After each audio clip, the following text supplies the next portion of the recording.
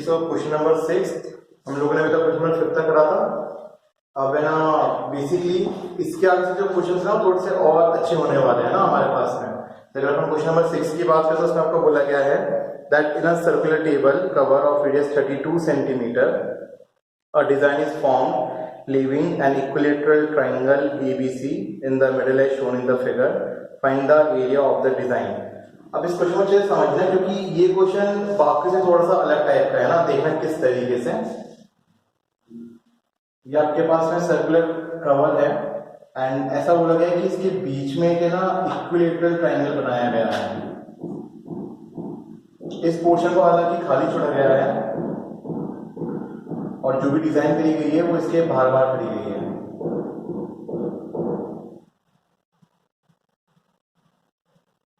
और आपको इस डिजाइन का एरिया निकालना है। अब तरीका सिंपल सा ही है हमारे पास में कि हमें सिंपली यहाँ पे सर्कल के एरिया में से ट्रायंगल के एरिया को माइनस करना है और हमारा काम हो जाएगा।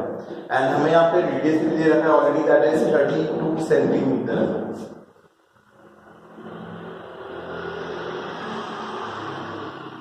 And this is a triangle ABC and this is equilateral triangle.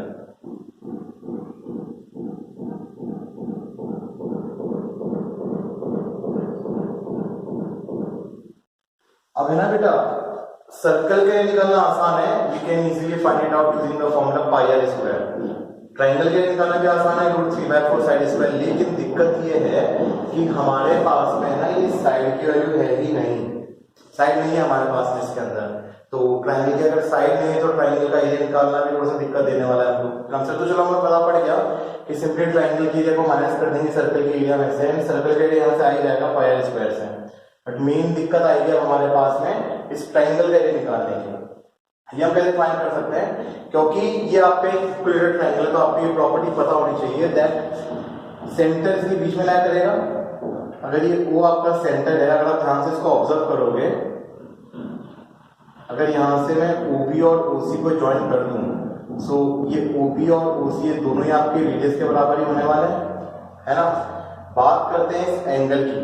अगर मैं इस एंगल की यहाँ पे बात करूं तो मुझे अच्छे से पता है कि ये आपके पास ये दोनों एंगल तो आपके पास में बराबर होने वाले हैं, है ना, क्योंकि ये OBC आपका यहाँ पे कैसा ट्रायंगल बनेगा, एक आइसोस्केलस ट्रायंगल बनेगा ना, सिंपल OBC। तो ये एंगल और ये एंगल तो दोनों आपके बराबर ही हो जाएंगे। इसके अलावा मैं अगर बात करूं सेंटर एंगल की, आपको ये प्रॉपर्टी बताना चाहिए इक्विलेटरल ट्रायंगल की कि ये जो आपके पास में OB होगा और जो OC होगा ये एंगल B और एंगल C का बाइसेक्टर होगा। इस चीज का ध्यान रखना। Join OB and OC so that they are angle bisector of equilateral triangle ABC। आप चाहो तो ऊपर से OA को भी ज्वाइन कर सकते हो ना, इससे फर्क नहीं पड़ेगा। मेन बात ये बेटा कि अब अगर आप ध्यान से देखोगे इस OBC को तो यहाँ पे आपको एक सेक्टर दिखाई दे रहा है और OBC आपको एक यहाँ पे ट्रायंगल दिखाई दे रहा है और ये आपके पास में पोर्शन है सेगमेंट का। अगर मैं एक सेगमेंट का एरिया निकाल के उसको 3 से मल्टीप्लाई कर दूंगा तो मेरे पास में तीनों सेगमेंट के एरिया आ जाएंगे, ठीक है। अब इस एक सेगमेंट के एरिया को निकालने के लिए हमें क्या करना पड़ेगा, सिंपली जो सेक्टर दिख रहा है इसमें से ट्रायंगल के एरिया को सिंपलाई करना पड़ेगा। पर दिक्कत यहाँ पे ये आएगी कि इस ट्रायंगल के एरिया को, इस छोटे ट्रायंगल के एरिया को हम लोग कैसे फाइंड कर सकते हैं ना। बट ये भी आप चिंता मत करना, ठीक है। कैसे, अगर ये एंगल बाइसेक्टर है बेटा तो आपके पास में इक्विलेटरल ट्रायंगल के अंदर जो एंगल होता है 60 डिग्री का होता है, उस हिसाब से आपके पास में जो एंगल OBC होगा वो एंगल OCB के बराबर आ जाएगा। कितना आ जाएगा, 30 डिग्री आपके पास में आ जाएंगे यहाँ पे 30 डिग्री के। और अगर ये 30 डिग्री का है तो ये एंगल आपके पास ऑलरेडी कितने डिग्री का हो जाएगा, 120 degree by the angle sum property of the triangle. So we can say that angle BOC will be equal to 180 minus 30 minus 30, it will be equal to 120 degree. हमारे पास में sector का angle आ चुका है, ठीक है। अब 120 डिग्री के एंगल वाले ट्रायंगल का एरिया हम लोगों ने पहले भी निकाला था, हम लोगों ने वहां पे ट्रिग्नोमेट्री का इस्तेमाल किया था। ठीक है। बट मैं आपको बता दूं कि जिस सेक्टर के एंगल में आपके पास में 120 डिग्री का फॉर्मेशन हो रहा है वो आपके इस साल के सिलेबस में नहीं है। जो 120 डिग्री वाले क्वेश्चन है वो इस बार आपके रिड्यूस सिलेबस में हटा दिए गए हैं, बट स्टिल ठीक है, ये क्वेश्चन आया तो मैं आपको करा देता हूँ, कोई इतना ज्यादा डिफिकल्ट नहीं होगा, चिंता मत करना। हम वापिस इस ट्राइंगल को साइड में रख के इसका एरिया फाइंड करने की कोशिश करेंगे, और हम लोगों ने पहले भी यही करा था, अगर आपको याद हो तो। This is O, this is B, this is C। BC हमें नहीं पता है बिल्कुल भी, ये हमें पता है OC किसके बराबर है, रेडियस के बराबर, दैट इज 32 सेंटीमीटर। अगर मैं ना यहाँ से, क्योंकि आपका आइसोस्केलेस ट्राइंगल है, तो मैं अगर यहाँ से परपेंडिकुलर ड्रॉ करूंगा तो ये मेरे पास में हो जाएगी H, इधर मैं D नाम ले देता हूँ, और ये जो BD और DC है ये दोनों ही मेरे पास में बराबर होने वाली है। सो अगर मैं इसमें यहाँ पे X मानूंगा तो ये DC भी मेरे पास में यहाँ पे X हो जाएगी। ये एंगल मुझे ऑलरेडी पता ही है, that is 30 degree. So now using the trigonometry I can find out the height and I can find out the value of x, so that I will get in return the value of BC by multiplying x with 2, ठीक है। So in triangle ODC,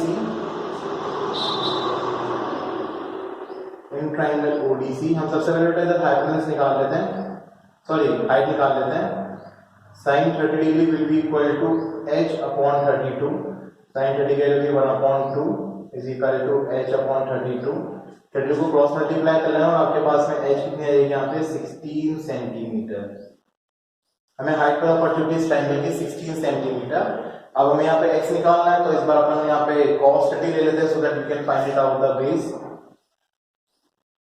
cos 30 की value आपके पास में हो जाएगी x upon 32 and cos 30 की value होती है √3/2 is equal to x upon 32। Again cross multiply करो तो आपको x मिल जाएगा यहाँ पे 16 √3 सेंटीमीटर। लेकिन जो ट्रायंगल का बेस है ना वो आपके पास में 2x के बराबर है, this BC will be equal to twice of x, और आंसर में BC की वैल्यू हो जाएगी 32 √3 सेंटीमीटर, ठीक है। अब हमारे पास में बेटा ये बेस आ चुका है, हमारे पास में इसकी हाइट आ चुकी है। सिंपली हमें यहाँ पे इसका एरिया निकालना है, एंड एरिया ऑफ ट्रायंगल का आपके साथ फॉर्मूला होता ही है, therefore area of triangle OBC will be equal to half into BC into 4D। तो हाफ इंटू BC का हमने अभी निकाली थी 32 √3 एंड OD के जो हमारे पास में है already, OD is the height, यानी हमें दे रखा है 16, फिर 2 से आएगा 16 times 16 to 16 that is 256 √3 centimetre square, ठीक है। अभी हमारे पास में ना इस ट्रायंगल का एरिया है, मुझे यहाँ पे सेगमेंट का एरिया चाहिए, तो अगर मैं यहाँ पे तीनों ही सेगमेंट्स का एरिया निकालना चाहूंगा तो मैं पूरे आंसर को है ना 3 से मल्टीप्लाई कर दूंगा, ठीक है ना। और इसको डायरेक्टली भी यहाँ पे फाइंड कर सकते हो, therefore area of shaded portion this will be equal to thrice into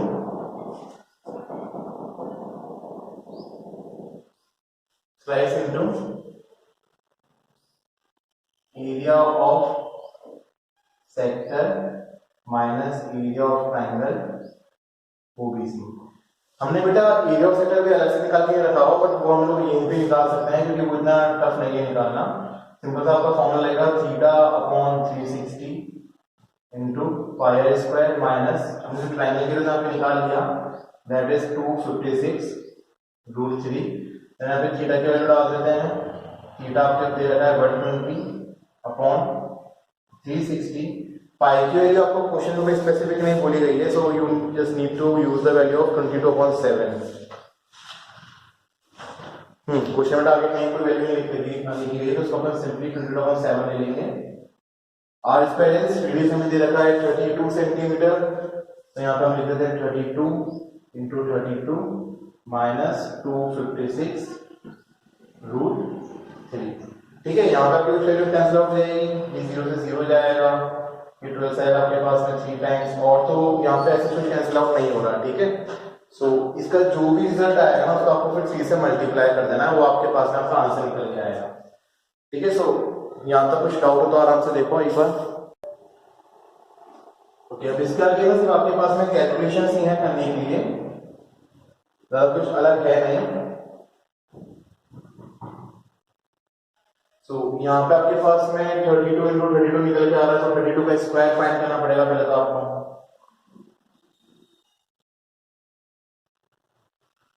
that is 1024 into 22 whole upon 7 is 21 minus 256 root 3।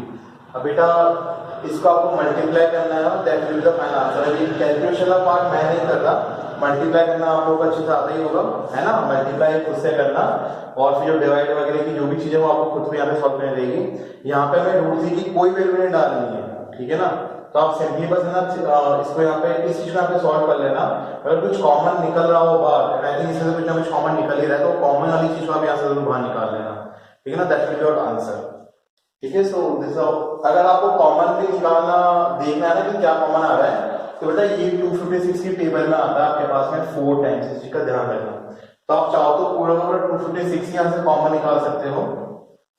जब आप 256 को कॉमन निकालोगे आपके पास में आएगा 3 इंटू 256, यहाँ आपके पास में जाएगा 4, this will B 4 into 22 upon 21 minus का रूट 3 को बेटा मल्टीप्लाई कर देना, 256 को वही बाहर छोड़ देना आपके पास में 256, ये हो जाएगा आपके पास में 4 into 4 88, सो 3 इंटू 88 अपॉन 21, 3 रूट 3 से भी मल्टीप्लाई होगा माइनस का 3 रूट 3, अभी 3 से आएगा फिर 7 times, and this will be your final answer, that is 256 तो बाहर आएगा, ये अंदर आपके पास में रहेगा 88 upon 7 minus 3 root 3 centimetre square. So answer को हमें इसी फॉर्म में छोड़ना है, there is no need to substitute the value of root 3, क्योंकि आपको बोला ही नहीं गया इसके अंदर। तो जब तक आपको कोई वैल्यू के लिए बोला नहीं जाता ना, आपको उसका यूज नहीं करना है, कोशिश करना अवॉइड करने की, क्योंकि जब यहीं पे आपको पूरे मार्क्स मिल रहे हैं आराम से, तो हम क्यों फालतू में कैलकुलेशन करके हमारा टाइम वेस्ट करने वाले हैं, ठीक है ना। तो this how you will do this. And एक एग्जांपल भी है आपका, काफी पहले हम लोगों ने करा था एक्सरसाइज 12.2 से पहले, तो वो एग्जांपल भी इसी से रिजेम्बलेंस का था थोड़ा सा, है ना, ध्यान रखना। बस वहां पे एक सिंगल सेगमेंट का एरिया निकालना था, यहाँ पे आपके पास 3 सेगमेंट है, इतना ही फर्क है और कोई फर्क नहीं है, ठीक है। तो this is how we will do question number 6। Okay, now question number 7। Question number 7 में आपको बोला है कि in the given figure ABCD is a square of side 14 centimeter with centers A, B, C and D. 4 circles are drawn such that each circle touch externally 2 of the remaining 3 circles. Find the area of the shaded region. अब ये थोड़ा अच्छा सा question और दे रखा है आपको। यहाँ पे आपको ना 4 सर्कल्स दे रखे हैं। हम लोगों ने एक क्वेश्चन तो करा था पहले जिसमें ना एक स्क्वायर के अंदर आपके पास में 4 सर्कल बन रहे थे। ये थोड़ा सा डिफरेंट टाइप का क्वेश्चन है आपका, है ना। डायग्राम भाई आप लोग ज्यादा अच्छे से बनाने की कोशिश करना कंपास वगैरह से, ठीक है। फिर ये आपके पास में स्क्वायर है, this is point A, point B, point C and point D. ये जो बेटा बीच वाला एरिया है ना, ये एरिया आपको इसके अंदर फाइंड करना है। अब इसमें भी अगर आप कंसेप्ट देखने की कोशिश करो ना, कंसेप्ट बहुत सिंपल है। एबीसीडी आपको एक स्क्वायर दे रखा है जिसके आपको साइड दे रखी है यहाँ पे 14 सेंटीमीटर, है ना। So you can say that AB equal to BC equal to CD equal to DA equal to 14 centimetre. अब अगर मैं ना इस स्क्वायर के एरिया में से इन चारों क्वाड्रेंट्स का एरिया सब्ट्रैक्ट कर दूंगा तो मेरे पास में ऑटोमेटिकली शेडेड पोर्शन ही बचेगा, ठीक है ना। तो उसके लिए मुझे यहाँ पे क्वाड्रेंट्स का एरिया निकालना पड़ेगा। अब मुझे यहाँ पे ये भी दिखाई दे रहा है कि जो चारों सर्कल्स हैं वहाँ पे आइडेंटिकल्स हैं। अगर चारों सर्कल्स आइडेंटिकल्स हैं तो इनके क्वाड्रेंट्स भी आइडेंटिकल्स होंगे, और 4 क्वाड्रेंट मिलके आपके पास में हमेशा एक सर्कल का फॉर्मेशन करते हैं। So all we need to do is to subtract the area of one circle from the area of the square. Still अगर आप लोग सिर्फ quadrant के टर्म्स में इसको करना चाहो तो वो भी कर सकते हो। Now if this BC is 14 centimeter, so हमें पता है कि ये जो इसका पोर्शन है पूरा हाफ डिवाइड हुआ है सर्कल के अंदर। So you can say that this अगर मैं इस पॉइंट पे नाम दूं E F जी एच। वैसा कह सकते हैं बेटा कि ये जो ए ई होगा ये बी ई के बराबर होगा, यही बी एफ के बराबर है, यही एफ सी के बराबर है, सी जी के इक्वल हो जाएगा, ये G D equal to D H equal to A H and this will be equal to 7 centimetre. अब हमें ना ये सब लिखने की जरूरत नहीं है, ये बस मैंने आपको बताने के लिए यहाँ पे सेकेंडरी साइड्स को लिख दिया है। In short you can do one thing, आप इसको सिंपली ऐसे भी कर सकते हो, और radius will be equal to 7 centimetre. अगर आप ये लाइन नहीं लिखना चाहते ना तो आप सिंपली यहाँ पे रेडियस भी लिख सकते हो, और आपको यहाँ पे बस इतना सा मेंशन करना पड़ेगा कि all the circles have same radius, all the circles have same radius.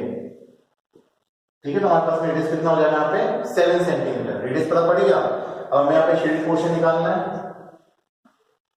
क्यों हम लोगों ने इसको क्वाड्रेंट माना? क्योंकि हमें अच्छे से पता है कि स्क्वायर के जो वर्टेक्स एंगल होते हैं वो हमेशा 90 डिग्री के होते हैं। अगर 90 डिग्री का एंगल है तो ऑब्वियसली बात है अगर आपका सेंटर एंगल 90 डिग्री का हो रहा है, इसका मतलब आपका क्या है, क्वाड्रेंट है ना। तो यहाँ पे ये भी आपको मेंशन करना पड़ेगा,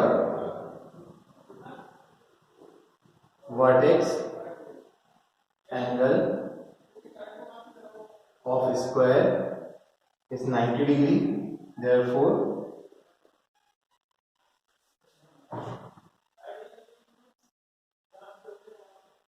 area of shaded region will be equal to area of square minus area of 4 quadrants. अब हमें ना क्वाड्रेंट्स के लिए अलग अलग नहीं निकालेंगे, हम सिंपली एक क्वाड्रेंट के एरिया को 4 से मल्टीप्लाई कर देंगे, हमारे पास में आंसर आ जाएगा। ठीक है, सो एरिया ऑफ स्क्वायर की अगर अपन बात करते हैं इसका सिंपल सा फॉर्मूला होता है आपके पास में side square minus 4 into area one quadrant. Quadrant का एरिया जो होता है वो सर्कल के एरिया का 1/4 होता है, तो यहाँ पे आपके पास में सिंपली फॉर्मूला आ जाएगा pi r square upon 4। Eventually आपका 4 से 4 भी कैंसिल आउट हो जाएगा and you will be left with pi square, that is the area of a circle. अब साइड स्क्वायर आपका एरिया होता है स्क्वायर का, और आपको साइड दे रखी है यहाँ पे 14 सेंटीमीटर, तो दिस विल बी 14 का स्क्वायर माइनस पाई की वैल्यू यहाँ पे भी आपको कुछ अलग से नहीं बोली गई है, so we will take it as 22/7 r square. Radius is 7 centimetre, तो आर स्क्वायर आपके पास में जाएगा 7 इंटू 7, 7 से 7 किया, 14 का square is 196, 22 into 7 is 154, answer will be 42 centimetre square. अगर आप ध्यान से सोचोगे ना तो जो क्वेश्चन हमने पहले नहीं करा था जिसमें स्क्वायर में 4 सर्कल बने हुए थे, उसका आंसर भी सेम आया था, क्योंकि वहां भी हम लोगों ने क्या करा था, बेसिकली एक स्क्वायर में से 4 सर्कल एरिया माइनस किया था, एंड डायमेंशंस आपको यहाँ पे ऐसे दे रखी कि आपका आंसर यहाँ पे भी सेम टू सेम ही निकल के आया है। This are you will do question number 7। Now question number 8, ये आपका थोड़ा इंपॉर्टेंट कंसिडर करा जाता है बोर्ड पॉइंट ऑफ व्यू से जब आप स्टैंडर्ड पेपर की थोड़ी बात करते हो, ठीक है ना। इसमें आपको बोला गया that in the given figure depicts a racing track whose left and right ends are semicircular। अब इसमें आपको है ना सीधे बोल रखा है कि जो इस रेसिंग ट्रैक के आपके पास में दोनों एंड्स है ना वो आपके सेमी सर्कुलर है ना। तो सेमी सर्कुलर मीन्स कि वो डायमीटर से क्या करेगा, डिवाइड करेगा ना, अगर आप ध्यान से ऑब्जर्व करोगे तो। एंड आपको कुछ ऐसा यहाँ पे रेसिंग ट्रैक दे रखा है,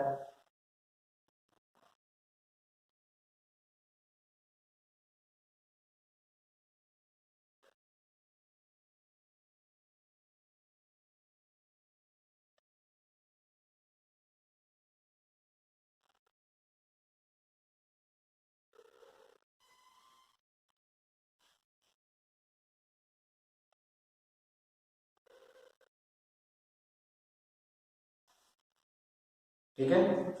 फिर इसमें बोला बेटा कि the distance between the two inner parallel line segments is 60 metre and they are each 106 metre long. बेटा जो आपको इनर पैरेलल लाइन दे रखी है ना, आपको उनके बीच का डिस्टेंस दे रखा है 60 मीटर। मींस ये जो आपको डिस्टेंस दे रखा है ना यहाँ पे, this is given to be 60 metre, ठीक है ना। और जो आपको इनकी लेंथ दे रखी है वो दे रखी है 106 मीटर। सो बेसिकली ये जो आपका पॉइंट है ना, ये सेमी सर्कुलर वाला पॉइंट आपके पास में निकल जाएगा। ठीक है, तो ये जो आपको पूरा पूरा डिस्टेंस दे रखा है, ये दे रखा है 106 मीटर्स। ठीक है ना, ये क्वेश्चन में आपको बोला गया है। फिर आगे बोला कि if the track is 10 metre wide. अब ये इंपॉर्टेंट इन्फॉर्मेशन है कि ये जो आपको ट्रैक दिख रही है, उसकी विड्थ आपको जगह दिखाई दे रही है, ये जो विड्थ है ये हर जगह आपको 10 मीटर दे रखी है। मतलब ये भी आपको यहाँ पे 10 मीटर दे रखा है, एंड ये चीज भी यहाँ पे आपको 10 मीटर दे रखी है। यहाँ पे भी ये डिस्टेंस आपको दे रखा है 10 मीटर के बराबर, एंड यहाँ पे भी ये जो डिस्टेंस है आपके पास में ट्रैक का, ये आपको दे रखा है 10 मीटर के बराबर। तो ट्रैक आपका हर जगह से 10 मीटर वाइड ही आपको दे रखा है। ये आपकी डायमेंशंस है। कुछ डायमेंशंस हमें यहाँ पे अलग से फाइंड करनी पड़ेगी in order to calculate the area. अब पूछते हैं क्वेश्चन क्या दे रखा है, बोला क्या है, find the distance around the track along its inner edge। the distance around the track along its inner edge का मतलब हो गया कि जहां पे मेरा मार्कर चला ना, हमें वो वाला डिस्टेंस फाइंड करना है।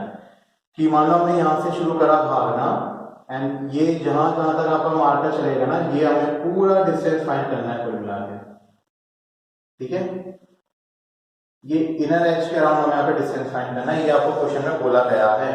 ये जो दो एंड्स हैं आपके सेमी सर्कुलर है, बाकी अगर आप इनको देखोगे तो ये आपको यहाँ पे आपको रेक्टेंगल दिखाई देगा।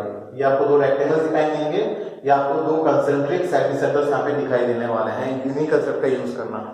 एंड सेकंड आपको बोला गया है the area of the track. So area तो हम अभी निकालेंगे, पहले अपन ये इनर एज का डिस्टेंस निकालते हैं। तो इनर एज के डिस्टेंस के लिए ना आपको पता पड़ेगा कि ये आपके पास में डिस्टेंस कितना है, 106 सेंटीमीटर, एंड ये वाला डिस्टेंस भी आपके पास में 106 होने वाला है। तो अगर इधर अपन पॉइंट्स को मार्क करें, सो इसको ए मार्क कर देते हैं, यहाँ एक पॉइंट ले लेते हैं बी, यहाँ पॉइंट आ जाएगा सी, तो डी मार्क कर देते हैं, ए बी सी डी ई, इसके अपन मार्क कर देते हैं एफ। तो हमें कुल मिला के ना A B C D E F A distance पूरा कैलकुलेट करना है।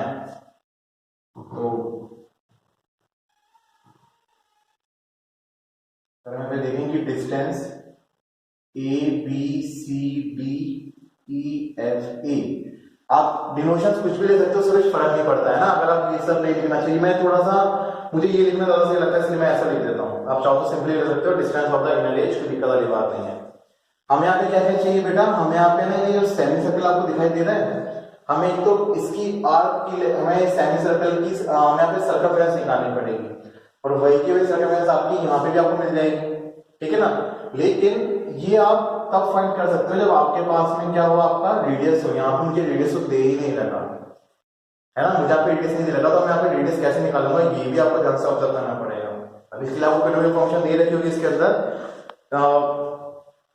इसमें तो बोला गया है कि जो आपकी इनर जो आपकी ये ना इनर एज वाली पहले लाइंस हैं, ये आपको बेटा दे रखी है 60 metre, and they each are 106 metre long. मतलब ये तो 60 मीटर है ही है, इसका मतलब ये जो AC होगा ये भी कितना हो जाएगा आपके पास में, 60 मीटर हो जाएगा। ठीक है ना, सो इसको इधर अपन यूं छोड़ देते हैं। अगर मैं बात करूं AC की, here AC will be 60 metre. अगर आप ध्यान से ऑब्जर्व करोगे ना बेटा, तो ये AC सेमी सर्कल का क्या है, डायमीटर है। Also AC is diameter of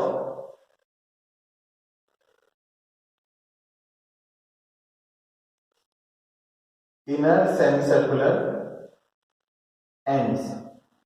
जो आपके अंदर वाले सेमीसर्कुलर एंड्स नहीं, सिर्फ उन्हीं का डायमीटर है। बाहर वाले के लिए हमें सिर्फ 10 मीटर और 10 मीटर ऐड करना पड़ेगा, वो बात की बात है, इस चीज का ध्यान रखना। तो अगर बेटा मैं इनर सेमीसर्कल्स का सर्कमफ्रेंस निकालना चाहूंगा, तो मुझे इस डायमीटर का पहले हाफ रेडियस निकालना पड़ेगा। Therefore RI का मतलब है इनर रेडियस, ये हमारे पास में कितना हो जाएगा 60/2, that will be equal to 30 metre. अब हमारे लिए आसान है यहाँ पे ये लेंथ फाइंड करना। Therefore distance ABCD EFA will be equal to this AF plus CD, यहाँ हमारे पास में आ जाएगा AF प्लस CD, और सर्कमफ्रेंस का फॉर्मूला हमारे पास में कितना होता है 2πr, अगर सर्कमफेरेंस 2 पाई होती है तो सेमी सर्कल की लेंथ कितनी हो जाएगी आपके पास में 2 pi r upon 2 that is pi r. तो यहां से बेटा हमारे पास में ये आ जाएगी पाई आर आई प्लस इस साइड के हमारे पास में सर्कमफेरेंस आएगी इनर वाली pi r i. So this will be EF हमारे पास में है 106, सीडी में हमारे पास में 106, पाई आर आई प्लस पाई आई आपके पास हो जाएगा 2 पाई आर आई। आर आई का मतलब है इनर रेडियस है ना, इतना ही फर्क है। सो ये हमारे पास में हो जाएगा 212 प्लस पाई की वैल्यू 22/7 एंड इसमें भी आपको पाई की भी स्पेसिफिक वैल्यूज नहीं बोलेगी तो हम ये लेंगे एंड रेडियस हमारे पास में 13। सो 2 into 22/7 into 13 this will be equal to 212, 2 into 30 60, 60 into 22 1320/7 metres. अब यहाँ पे बेसिकली आपको है ना इसको डेसिमल एक्सपेंशन में आपको इसमें कन्वर्ट करना पड़ेगा क्योंकि ये दोनों आपके सिंपल रैशनल नंबर्स के फॉर्म में दे रखा है। तो this will be equal to 212 plus 7 1 7 62 7 8 56 then यहाँ पे 6 बचेगा 60 एंड 56.57। तो ये हमारे पास में आ जाएगा 2 + 8 10, 2 + 8 10 कैरी 1 3 + 1 400.57 मीटर। इसमें बेटा मीटर स्क्वायर मत लगा देना, ये लेंथ है, लेंथ कभी भी आपकी मीटर स्क्वायर में नहीं होती, इस चीज का ध्यान रखना। So this is how you will going to find out the length of the track on the inner edge. Okay, अब बात करते हैं बेटा इसके ट्रैक की एरिया की, है ना। अब ट्रैक का जो एरिया में निकालना है तो यहाँ पे भी हमारे पास में 4 कंपोनेंट्स है जो हमें ऐड करने पड़ेंगे। 2 कंपोनेंट्स कौन से मतलब बहुत सिंपल से वहां बहुत इजीली ऑब्जर्व कर सकते हो। अगर आप इंच को देखोगे यहाँ पे तो बेसिकली ये हमारे पास में एक रेक्टेंगल और ऐसा कैसा रेक्टेंगल हमारे पास में यहाँ बन रहा है, तो ये तो हमारे पास में 2 कंपोनेंट्स आएंगे, ध्यान रखना। फिर इसके अलावा हमारे पास में अगर आप यहाँ पे देखोगे तो आपको यहाँ पे 2 कंसेंट्रिक सेमी सर्कल्स का के बीच का एरिया दिखाई दे रहा है और वही का वही एरिया आपको यहाँ पे भी दिखाई दे रहा होगा। एंड ये रहा आपके पास में दूसरा रेक्टेंगल। तो बेसिकली हमें यहाँ पे 2 रेक्टेंगल्स का एरिया निकालना है और हमें 2 कंसेंट्रिक सेमी सर्कल्स के बीच का एरिया निकालना है। हम उन चारों को क्या करना है, यहाँ पे ऐड कर देना है एंड हमारे पास में हमारे यहाँ पे रिक्वायर्ड ट्रैक का एरिया आ जाएगा। अब है ना बात रही रेक्टेंगल के एरिया निकालने की, तो रेक्टेंगल के एरिया तो बहुत इजीली निकाल सकते हैं। हमें इसकी लेंथ पता है 106 और हमें ये विड्थ पता है ऑलरेडी कितनी है 10 मीटर। तो सबसे पहले इधर बेटा अपन अलग अलग करके ना इनके पार्ट का एरिया निकालते हैं, उसको अपन एंड में ऐड कर देंगे, ठीक है ना। सो सेकंड पार्ट के लिए एरिया ऑफ 2 रेक्टेंगल्स हमारे पास में हो जाएगा 2 into L into B, 2 into length हमारे पास में कितनी है 106 और विड्थ हमारे पास में है 10। So this will be 212 into 10 that will be equal to 2120 metre square. ठीक है, हमने दोनों रेक्टेंगल्स का एरिया निकाल लिया। अब बात करते हैं इन दोनों सेमी सर्कल्स के बीच के एरिया की ना। तो इसके लिए हमें क्या करना पड़ेगा, ये जो आपको बड़ा वाला सेमी सर्कल दिख रहा है इसके एरिया में से छोटे वाले सेमी सर्कल के एरिया को सब्ट्रैक्ट कर दो, तो हमारे पास में इनके बीच का एरिया आ जाएगा। उसको 2 से मल्टीप्लाई करेंगे तो दूसरे साइड का एरिया हमारे पास में निकल के आ जाएगा। तो उसके लिए लेकिन ये जरूरी है कि हम पहले बड़े वाले सेमी सर्कल का डायमीटर फाइंड करें ना, वो ध्यान से देखना एक बार। Now diameter of outer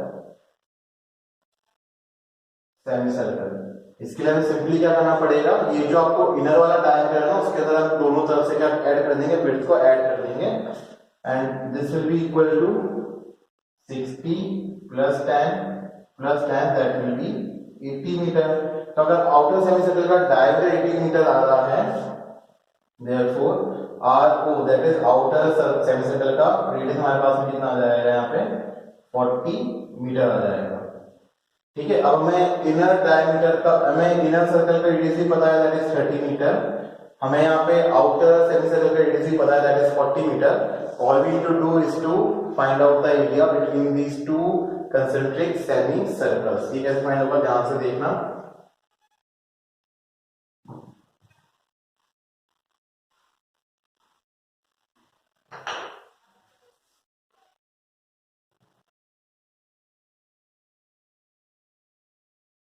area between two concentric semi circles. तो इसके लिए आपको सिंपली बाहर वाले सेमी सर्कल के एरिया में से अंदर के सेमी सर्कल के एरिया माइनस करना पड़ता है। एंड सेमी सर्कल के एरिया कितना होता है आपके पास में, पाई स्क्वायर अपॉन 2 होता है ना। तो ये हमारे पास में हो जाएगा pi r o square upon 2 minus pi r i square upon 2। ये तो बेटा अभी एक एंड का एरिया निकल के आया ना, जब हमें दोनों एंड का एरिया निकालना होगा हम इसको किससे मल्टीप्लाई कर देंगे, 2 से मल्टीप्लाई कर देंगे। आप चाहो तो वो चीज यहाँ पे भी कर सकते हो, area between two concentric semi circles of both ends. यहाँ पे आपको कितना लिखना पड़ेगा, ऑफ बोथ एंड्स। तो आपको सिंपली बेटा यहाँ पे 2 से मल्टीप्लाई करना रहेगा और कुछ भी नहीं करना है, ठीक है। दोनों में अब देखो कैलकुलेशन करना आपके ऊपर डिपेंड करता है कि आप कितना इजी वे में कैलकुलेशन करना चाहते हो। सिंपली यहाँ से पाई बाय 2 कॉमन आ रहा है, तो जब पाई बाय 2 को कॉमन निकालो तो बाहर आपको क्या मिलेगा, 2 इंटू पाई अपॉन 2। अंदर बेटा आपके पास में क्या बचेगा, r o square minus r i square, है ना, ये बच रहा है ना। देखो यहाँ तो 2 से 2 कैंसिल आउट हो जाएगा, ये आपके पास में जाएगा 22/7।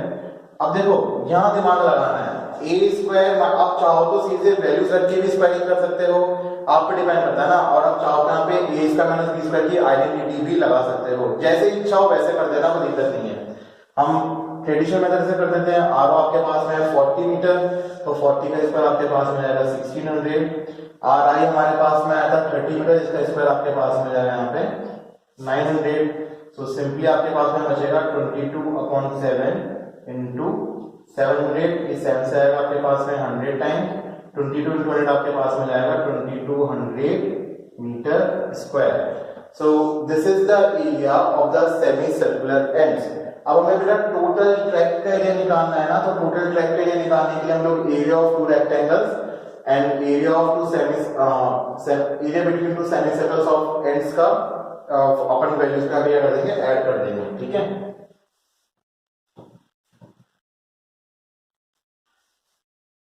Therefore, area of track this will be equal to, simply बेटा इन दोनों वैल्यूज को ऐड कर देना, आपके पास में आपका आंसर आ जाएगा। ये आपके पास में आएगा 2120 प्लस 2200, ये आपके पास में हो जाएगा 4320 metre square. So this is the area of this complete track. Okay. So this is how you will do question number 8 and ये दोनों ही आपके काफी इंपॉर्टेंट क्वेश्चन माने जाते हैं, क्वेश्चन नंबर 8 और क्वेश्चन नंबर 6। बट ये कि 6 के अंदर क्योंकि आपका सेक्टर ऑफ एंगल जो एंगल ऑफ सेक्टर जो है 120 डिग्री मिल रहा है, सो इस सेशन के लिए वो आपके कोर्स पे रहेंगे, बट स्टिल हमें पता तो होना ही चाहिए ना, ध्यान रखना। सो आपको कुछ भी पूछना तो बेटा हमको बता देना, एंड जो यूट्यूब पे देख रहे हैं आप कमेंट सेक्शन में कुछ भी पूछ सकते हो, कोई इशू नहीं है, ठीक है।